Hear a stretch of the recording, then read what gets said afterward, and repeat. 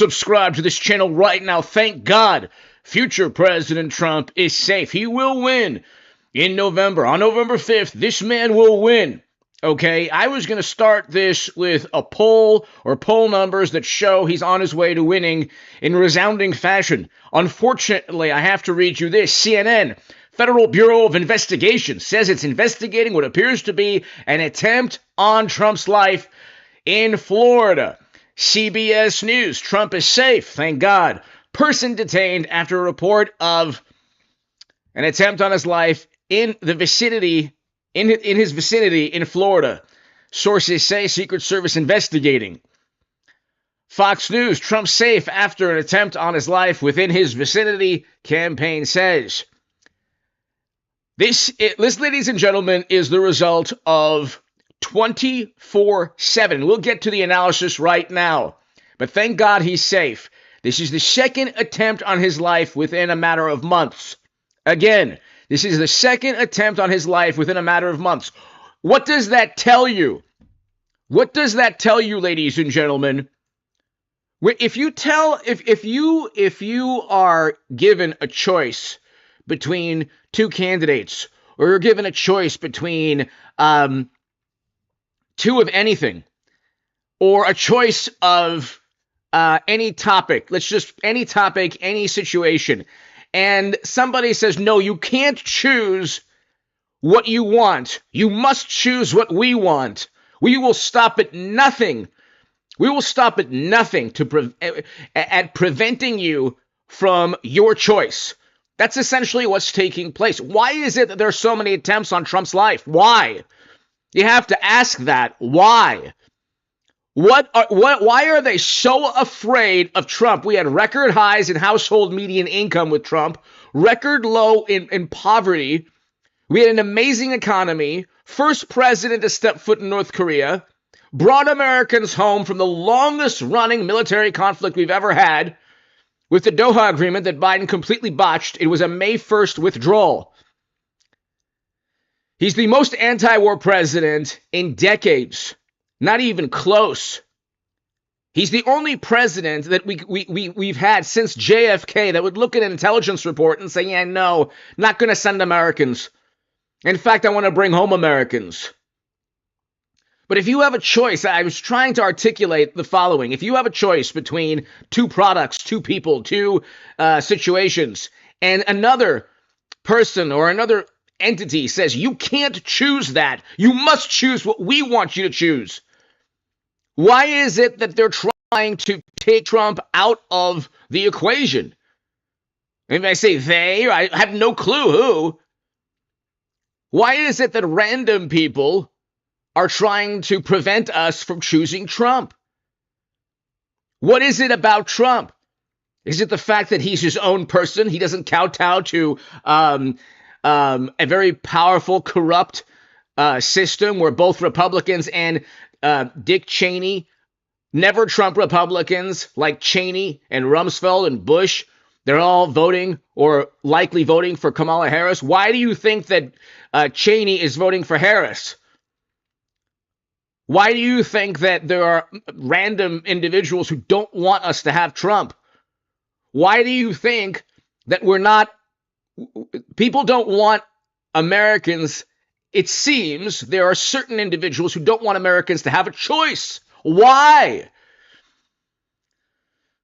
I have no clue. I have no clue.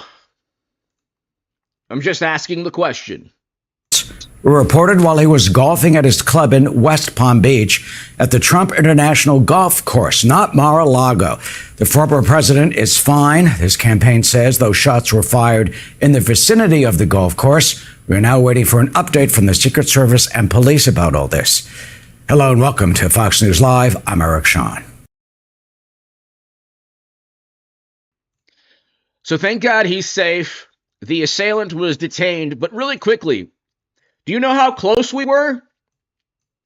Do you know how close we were to not having the future that we're going to have with a great economy and a much better foreign policy than the Waltz Harris nightmare that could take place? Because Trump will win. I don't care if Harris is up 3 points. I don't believe any of the polls. I think it's all nonsense. She was polling worse than Biden. Waltz is a detriment to the campaign for a number of reasons. She didn't win a primary. She's never actually won anything, any primary at all. She didn't even make the initial primary. But this is how close we got to not having Trump protect this country. Because with high inflation, high interest rates, catastrophe after catastrophe in terms of foreign policy, if Trump were presiding over Biden's legacy, he would be vilified even more than he already has been. And we had a great foreign policy with Trump.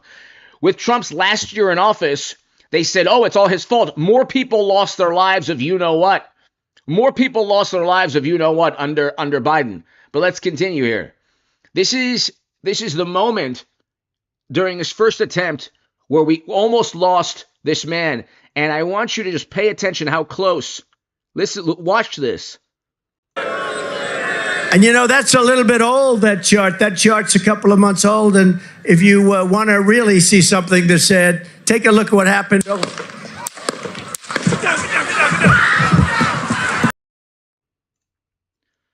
So you look, ladies and gentlemen, and a man lost his life. 2 other people were injured.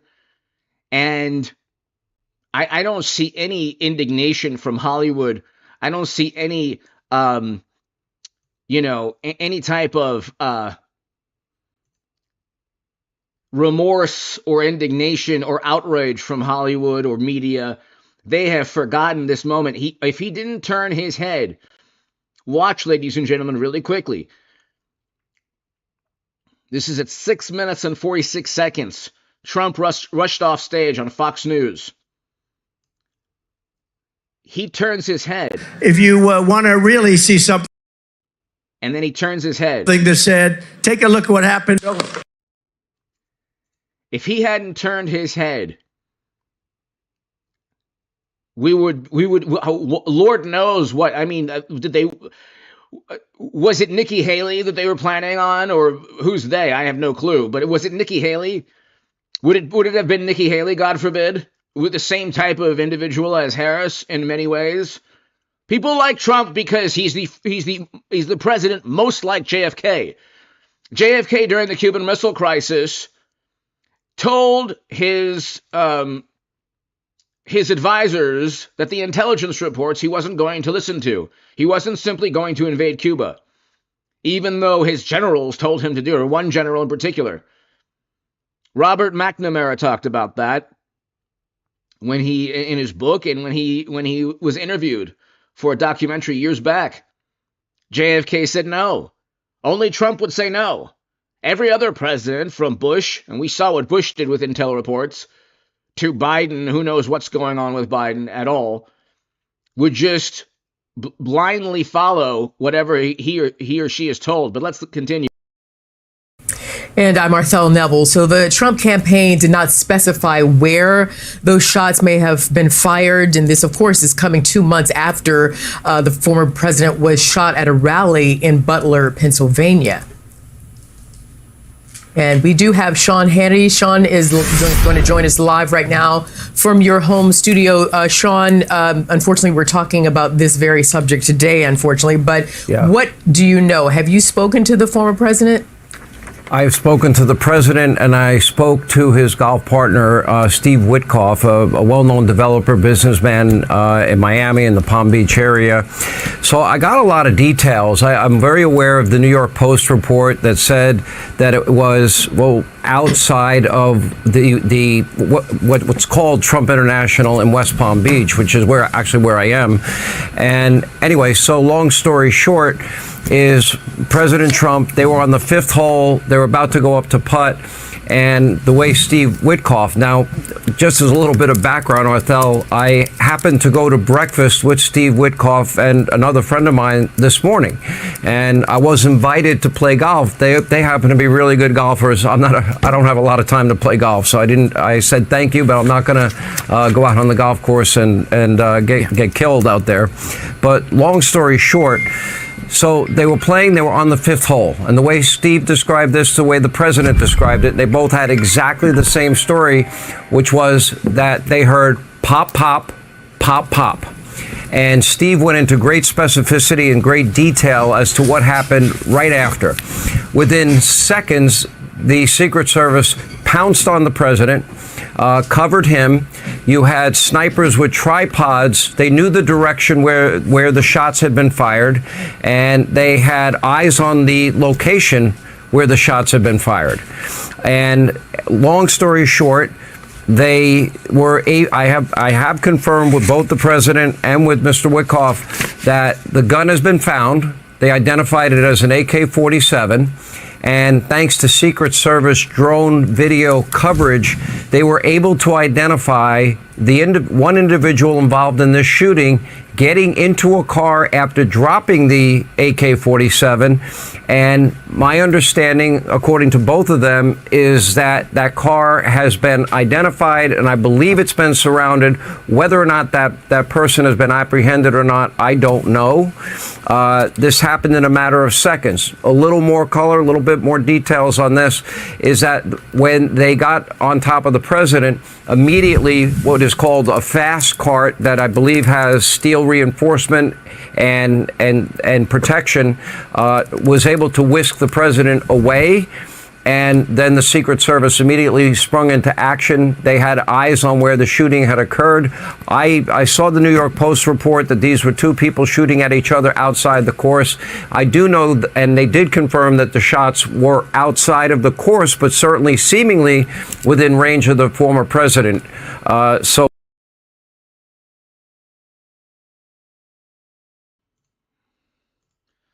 Let's go. Let's read this right here.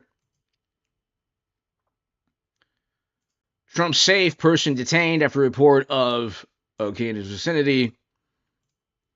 This is CBS News about 20 minutes ago. Former President Trump is safe after there was an attempt on his life in his vicinity. The FBI and U.S. Secret Service are investigating the incident, which the FBI said appeared to be an attempted attempt on his life for former President Trump.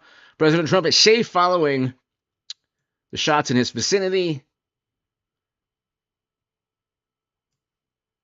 Two people familiar with the matter told CBS that a male with a high-powered was seen near Trump International Golf, West Palm Beach, Florida, around 2 p.m. The man was pointing it at the golf course where the president was at the time. The armed suspect was spotted by members of Trump's Secret Service 2 holes ahead of where the president was golfing. I just don't understand how the man is able to he's able to even take 2 steps. I mean, I understand they're human beings with people protecting Trump. I get it. I'm not disrespecting anyone. I just don't understand how every inch isn't. I just don't get it. With drones and video, I just don't get it. A car with the same license plate was stopped in Marin County, north of the golf course, and one individual was taken into custody.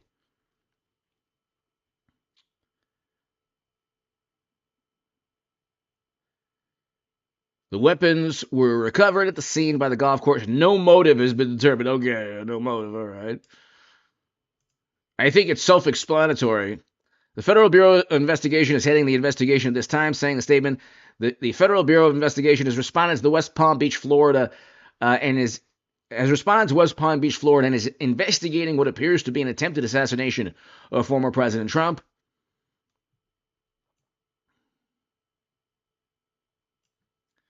Then Trump wrote, "They were in my vicinity, but before rumors start spiraling out of control, I want you to hear this first. I am safe and well, thank God."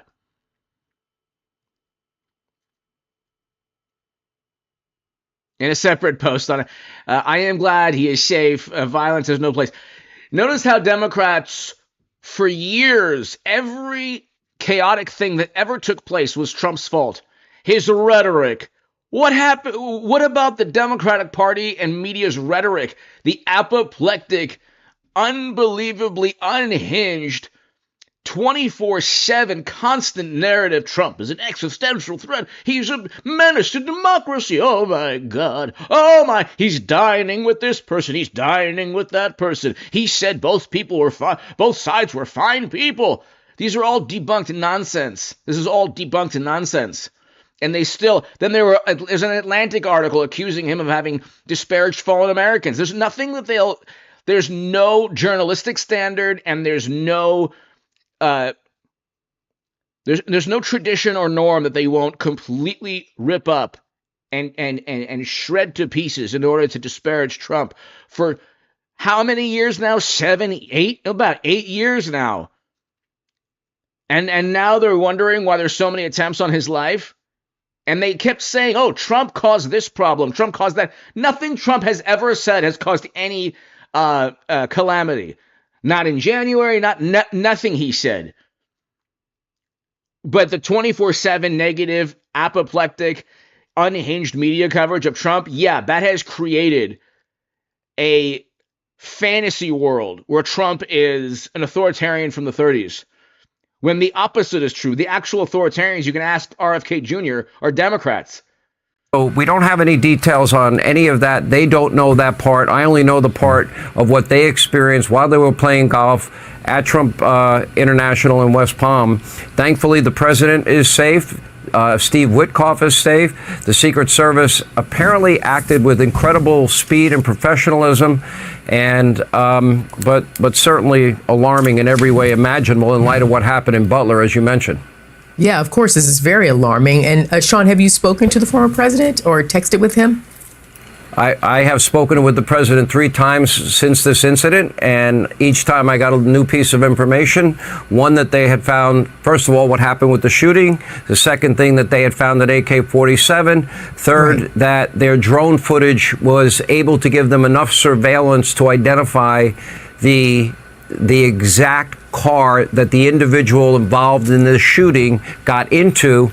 And further detail that they gave me was that they were updated and told that car had been found, identified, was surrounded by law enforcement. I don't know what happened from there. It could not have been too far away. I would say the time frame was less than a half hour between the time that the shooting actually took place and they identified the car. So I'm trying to find out, like, how is he doing? That's what we want to know. How is he doing, if you spoke to him? You know, well, you really want to know the truth, Arthel?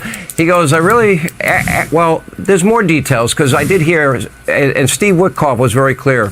The first thing the president did when he got back to the clubhouse was make sure that everybody else was okay. He didn't see his golf partner with him. Where's Steve? Where's Steve? Where's Steve? And then Steve says, I'm right here.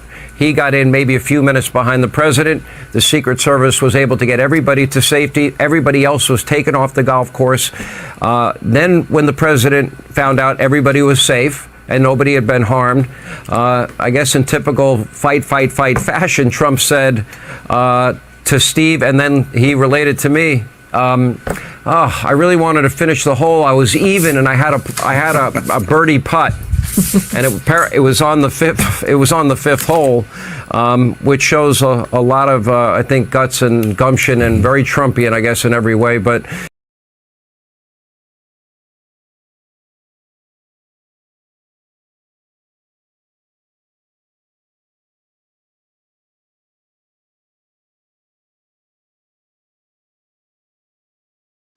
so you have to ask yourself, why is this taking place?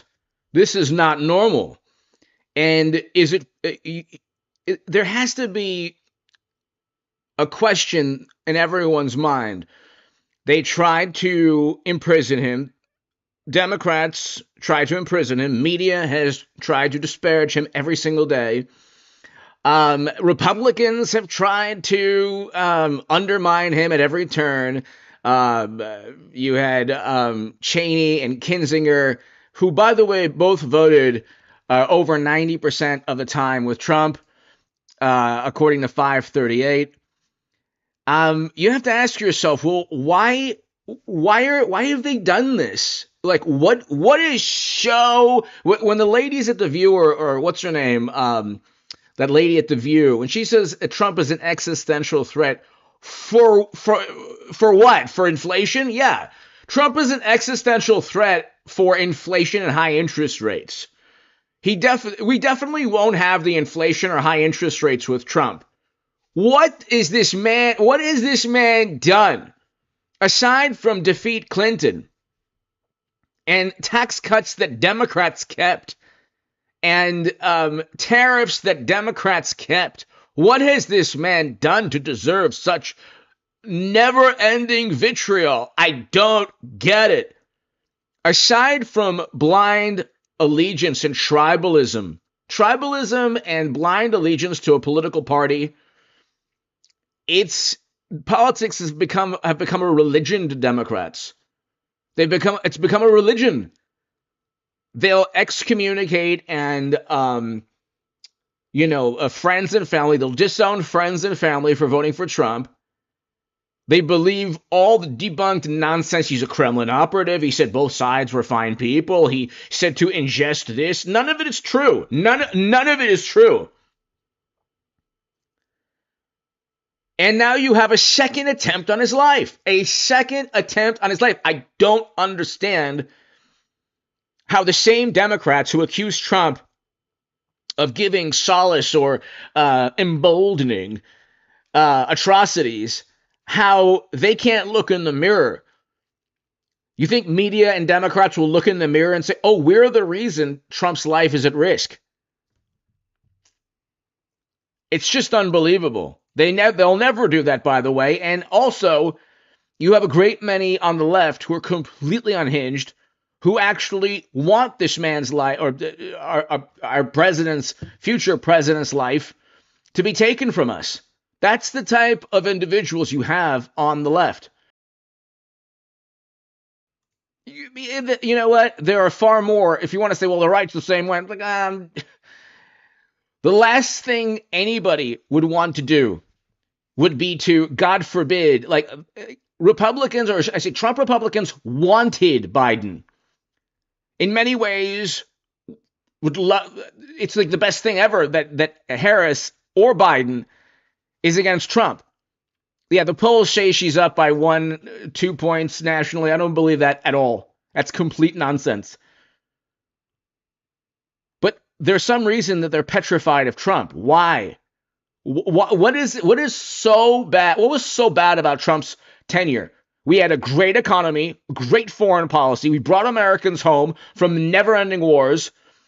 We had peace deals. We had a first president to step foot in North Korea. We had low interest rates, low mortgage rates, low inflation. Job numbers were amazing. Manufacturing came back. And then Democrats shut down economic activity, blamed Trump for everything, and then more people lost their lives in Biden's first year. More people lost their lives, if you know what, in Biden's first year. This is a fact. And they said, oh, it's all Trump's fault. And you had friends disowning other friends. For what? Because you believe media, you're so into reading the New York Times and Washington Post that suddenly you never cared about politics, but you did when Trump was in office? Oh, because all the smart people were saying that he's a big menace to democracy. When he was actually the best president we've had since JFK. Easily the best president. By every standard one would judge a president. By every single standard in the economy, foreign policy, peace deals. That's what you judge a president by, the economy and foreign policy. His last year in office, he didn't tell Democratic governors to shut down their states. That was a choice the Democrats made. You know, the good news we can report is that in spite of this being in such close proximity to the president and others and the Secret Service, that they were not harmed and that they are in safety. And I know the investigation will go forward. Probably more details, I would imagine, as time unfolds. Sean, for those who don't know that area, the Trump International Golf Course, West Palm Beach, across the causeway from Mar-a-Lago. I mean, it's in a residential neighborhood. You've got, Burger Kings and convenience stores all around. Any word do we know from police? Was this gang-related shooting, two gunmen shooting at each other's? And you've got to hand it to the Secret Service to have it drawn up and to be able to identify this, so quickly. Right. There was only one credible news report that I saw, and it was a part of News Corp, which runs the Fox News channel, came from the New York Post, that they believed the shooting was between two people outside of the golf course. But there's not a lot of details to that as of this moment. Now, I would assume we're going to get more information from the Secret Service. I know that there were at least 30 to 50 sheriff and West Palm Beach police there. They responded immediately. I happened to be driving in and around the area. I drove past Mar-a-Lago to see what was going on. There was a heavy police presence. Ever since the shooting in Butler, that had been a very common scene, but not like this. It was more active than usual. But you know, the fact that everybody's okay and 4 shots were fired, it's honestly, it's disheartening on one level, it's sad on another level, and it's scary on a level that, you know, somebody with an AK-47 could be that close to the president or former president and top presidential candidate, and, you know, just 50 days before an election. Yeah, Sean, you're right. It's very disturbing. I think that I love Trump. He has to live like any human being. He wants to play golf. He's got to wait. It just, you know what? There are too many. I mean, this could have been an attempt, you know, to case, so to speak, that location to see how, you know, the Secret Service or law enforcement would respond. God forbid for perhaps another attempt. This, I mean, I don't understand how. I don't understand how a person could take 2 steps with any weapon. And again, the left, it's very difficult, like Democrats and wonderful, morally superior liberal Democrats. There's this constant dialogue in their brain. You see, the Second Amendment. What's wrong with it? It's like, that is to defend your life and family. The Second Amendment is used to defend yourself. It is not used for political purposes to remove the life of an opponent that you know is going to defeat you. Then they said, oh, Trump, another lie. Oh, Trump can take out a political opponent. The Supreme Court allowed him to do that. No, it did not. That is not an official act. A speech is an official act. Speaking to an attorney is an official act. Not that. He was protected only under official acts. But none of this makes sense. I'm not even going to speculate because, God forbid, if you speculate too much, it's like a big problem. But none of it makes sense. Everybody's nerves are on edge. And as you just told us, the president, former president, his true fashion, that he has, you know, kind of sucked it up and just said, look, I'm okay. My people are okay. And I wish I had finished my golf round there. By the way, thank you to my super chat. Thank you. Thank you, Paul Bartlett, as always. Thank you. But it is a very tense time, and we don't know exactly right now if, in fact, this was something that was directed at the president or this was something happening, you know, separate from him. But it definitely was too close for comfort, given what happened on July 13th in Butler, Pennsylvania. Yeah. I think, Arthel, you're raising a really good question, and we'll find out. And I never like to rush to judgment, and it has served me very well in my career. And I think that's why we got Ferguson, Missouri, right, and Duke Lacrosse and UVA and Freddie Gray in Baltimore. And early in my career, when the Atlanta Journal-Constitution said that Richard Jewell fit the profile of the lone bomber, because he lived with his mother. I was on the air at the time. I didn't know that Richard Jewell was even listening to my show. I found out later. And I said, just because he lives with his mother does not fit the profile of somebody that would be involved in a bombing. So when situations like this do unfold, I think the important thing to do is wait for the details to come in. The good news that we can tell you, I can add one little piece to the equation, is that the president got home very late last night. He had a rally, I believe it was in Salt Lake. He flew in, maybe got to Palm Beach around 2:30 in the morning. And when I went to breakfast that was planned with Steve Witkoff and another friend of ours, and when I went to breakfast with them this morning, we went to our favorite diner, and it's called City Diner, by the way. We went there, and the president had written him when he got back, any chance you want to play golf tomorrow, because he had a scheduled lunch with the president. I was not a part of that. So long story short is that, as of now, we know everybody's okay, but we've got to understand what the perimeter is, in my view, Arthel, which is what you were saying.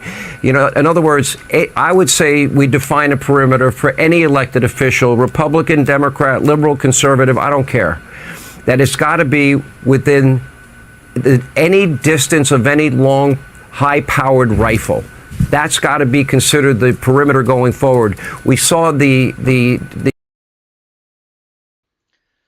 I just don't understand how anyone could get even close to 200 to 300 yards of Trump. I mean, he should use his own resources, his own money for also like private security as well.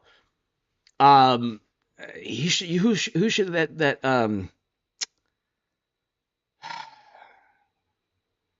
who was that famous contractor for security? Okay, anyway, he should use the best private security on the planet in conjunction with the Secret Service. I mean, there should be drones flying everywhere he goes. This man is important to the future of this country. Okay, Democrats have run the country into the ground. It's the truth. They don't see it because they enjoy it. It's fine. They don't. If you had 100 million people enter the country without any vetting, they wouldn't care. It wouldn't be an issue. Okay, if you had inflation at 6%, 7%, 8% now, which is really far more for like basic items, but instead of 3 to 4% inflation, let's say it was 5, 6, 7, 8, they wouldn't care. Let's say interest rates were 10%, they wouldn't care. Well, they wouldn't care. They wouldn't care. They would say, "Oh my God, it's better than Trump." This is the only generation of Americans that don't care about their pocketbooks. They're voting for Waltz and Harris. Waltz, okay, and Harris, who wants price controls and who wants to tax unrealized gains. So you're just going to get a tax bill for a stock you haven't sold yet, or an investment property you haven't sold yet. I just, you know what? It's Trump wins, the entire American media landscape changes because you don't have any more of the same 24/7. It doesn't work. There's diminishing returns now. There's just diminishing returns. How many more Trump is the devil articles can you read from the same publications? The Democratic senator this week telling America they're going to be shocked and appalled at what we learn about the Butler shooting, and we'll have an interim report coming out maybe this week or next week. And those words are chilling. That's Senator Blumenthal that made those comments. So long story short, I think there's a lot more that we have to find out. I'd like to hear from the Secret Service. I'd like to hear from law enforcement. I feel like a lot of information in the Butler shooting was very slow in coming forward. If this was an outside event, as what happened in Butler was completely unbelievable. The perimeter around him did not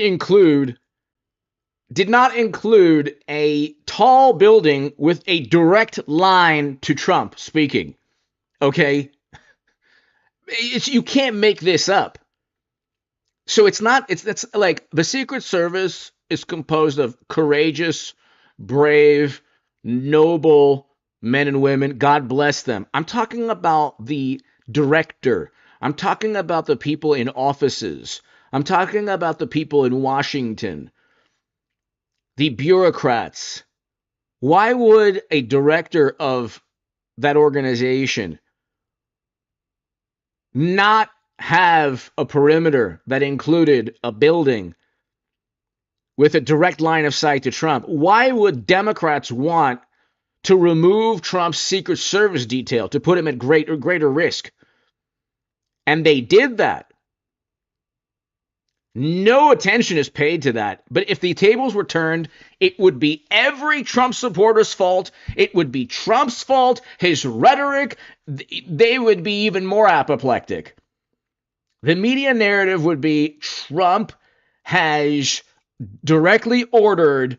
Could you imagine, God forbid, if there were 2 attempts at Trump's rivals? Could you imagine, God forbid, God forbid, God forbid, could you imagine? Every single supporter of Trump, every voter for Trump would be vilified. And that's the way media and Democrats roll. The New York Post is reporting. Fine, let's get the details of that as well. The American people have a right to know, and we have to certainly re-examine what the perimeter is for any president, any presidential candidate, any high-ranking official in terms of the distance and the power of a rifle and what it could do. But to hear Steve Witkoff describe, he heard pop, pop, pop, pop, and the Secret Service diving on the president, and he's watching all of this unfold in real time, is a pretty chilling scenario. It must have been really frightening and harrowing. Thankfully, Sean, the former president, is okay. And it kind of reminds me, remember when President Ronald Reagan was shot? His humor, he said, when he was in the emergency room, he said, "Honey, I forgot to duck," for the former president to say, I couldn't finish my 5th hole. Certainly authorities will find out what happened here, and if this indeed is a street crime. He said that directly to me, Eric. He said, well, and then Steve Witkoff confirmed it. Once he knew everybody was safe, his first priority, he was in a bit of a panic about where's Steve, where's Steve, where's Steve. He didn't know what had happened because he had got whisked away in a golf cart that moves like 100 miles an hour. Then Steve is watching these guys on tripods, identifying the location where the shots were fired, and so he's watching that unfold, probably seeing his life flash before his eyes. Then gets back and he's wondering, okay, where are my friends? Where are the Secret Service agents? The president did go out of his way to praise every one of these agents. Steve did say that he went up to all of them individually, thanked them, shook their hand, told them how much he appreciated them. And then he went to I was even. It was the 5th hole. I had a birdie putt. I really wanted to finish the hole. So, well, classic Trump, if you ask me. Well, we're happy that as of now, this is a good note to end on. But as you said, Sean, the investigation definitely will continue. And of course, we here at Fox will have all the details as we get them. Sean, thank you. All right. Sean, good to see you. Thank you. Thank you. Good to see you guys. Absolutely.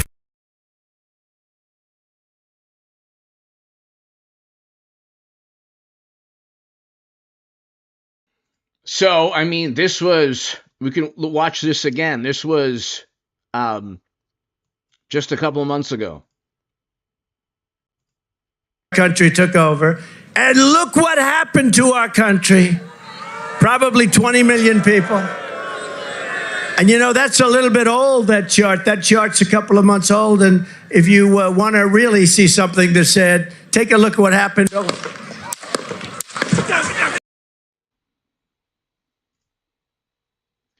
If he doesn't move his head, I mean, the unthinkable. And one man lost his life there, okay? And you ask yourself, what role did media have? What role did Democrats have in vilifying Trump and lying about Trump? The lies that were told about him. He said fine people. No, he didn't. He said ingest this. No, he didn't. He's a Kremlin operative. No, he wasn't. He led a rebellion in January. No, he didn't. None of these things are true. And that led to all of this. Happened. Right there, he moved his head. Thank God.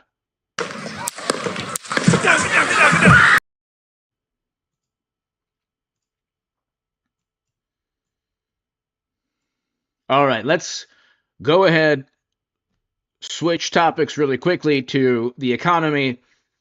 But Trump he's already won, ladies and gentlemen, and I don't think there's any way that Harris wins. I think Trump has it secured, but especially because of the economy. Listen to this. The former head of Microsoft, one of the founders, if you will, probably doesn't like it when you show that video. It's from more than 20 years ago. The reason why I love it, it says a lot about Steve Ballmer, the fact that he was very unconventional, extremely successful CEO, one of arguably the best this country has ever seen. But his passion is well noted beyond just like at the time what was going on at Microsoft, but more important about what's going on in this country. He's not jumping, whooping, and hollering wavering on that, though, because he's much more concerned with numbers that Americans simply cannot grasp or get in an easy-to-find venue. The former Microsoft CEO and USA Facts founder joining us right now. Steve, very good to have you back. Great to be here. Thanks, Neil. And I always do love that video because it shows your passion and you were very animated about it. But you're not really very passionate about some of the stuff we get from the government and how people can understand what's going on with the government. What's your biggest concern? The Van Shadow gun magnet is freaking awesome. Well, I tried when I first retired back in 2014. I was working with my wife on our philanthropy, and I kind of had the general view, since we focused on kids and families who might not otherwise have opportunity. I was focused in on what the country really invested in these poor families. I had no way to suss that out. The numbers weren't consolidated in any reasonable way. I started out to try to do that. I decided over time it should be like a 10K report that businesses have to file with the Securities and Exchange. We'll get back to that real quick. He's a brilliant man. But real quick, we'll talk about this, and then we'll get back to what happened to Trump. And Strategist Chairman and CEO Jason Trennert. I've known you a very long time. So Kamala Harris, I'm going to change that. Ed said, good to see you, by the way. Edward said, could not say whether Americans are better off than they were when she and Biden took office. No, she would not, because she cannot say that, because they are worse off. And you've done some recent research on that. Yeah, I mean, we've just looked at the thing that's important to remember about inflation is that it's cumulative, which means that even if the rate goes down, prices don't go down. So what we've done is we've looked at real wages on a cumulative basis, which is we've looked at people's wages versus the increase in prices. And what you found is that in the Trump years, people's standard of living improved. People got richer by about 3%. During the Biden years, they've gotten poorer.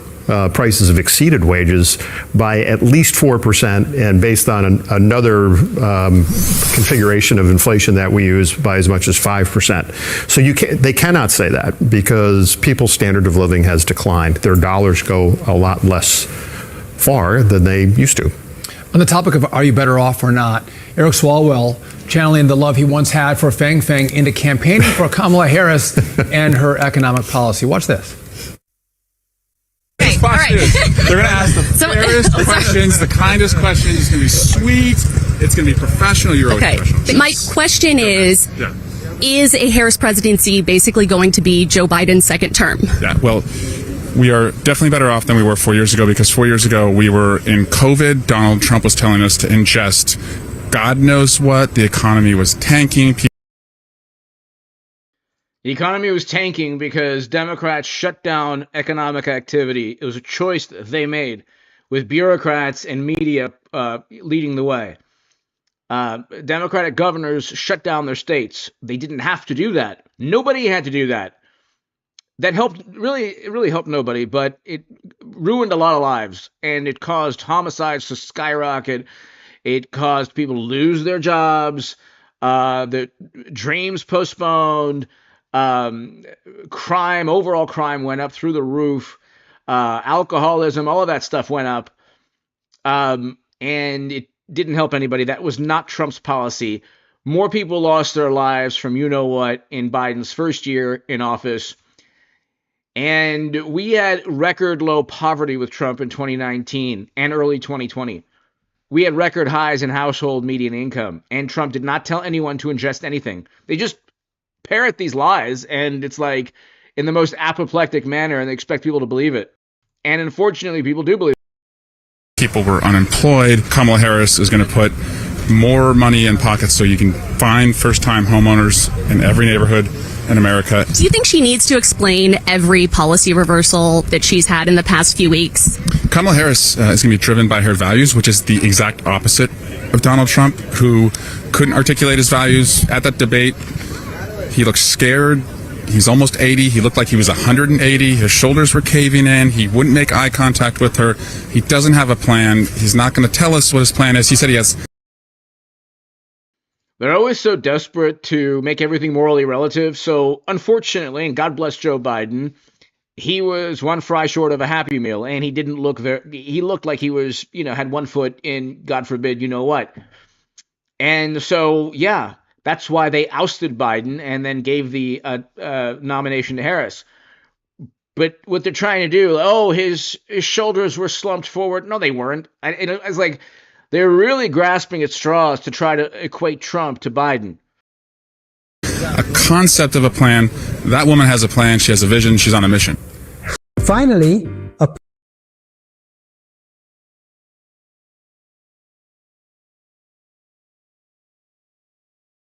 comment on the Don Johnson look on Congress. him. Yes. Good. However, listen, I appreciate what he's saying in the sense that he thinks that we're better off than we were under 4 years of Donald Trump. And I think that's refreshing, right? The fact that they think we're better off and that Kamala's not going to change course. Yeah, I mean, I don't know how you come to that conclusion. I just talked about economically, it would be impossible to prove given the data that we have. I also, I just wonder when I watch these debates whether David Muir or any of these people like take the subway or go grocery shopping or just, they're telling you not to believe what you're seeing with your own eyes. And my office is directly across from the Roosevelt Hotel. Okay, which is home to 3,000 newcomers, okay? And it's impossible to see the sympathy for either these poor people that are coming over or the taxpayer or the local businessman. So I don't know what they're talking about. I'm sorry, I'm going off the topic of economics, which is my bailiwick, but I run around this town. I've lived in New York City for 34 years. There is no question that the quality of life in this town has deteriorated and has deteriorated directly because of the policies of the Biden-Harris administration. Open borders, runaway spending, higher inflation.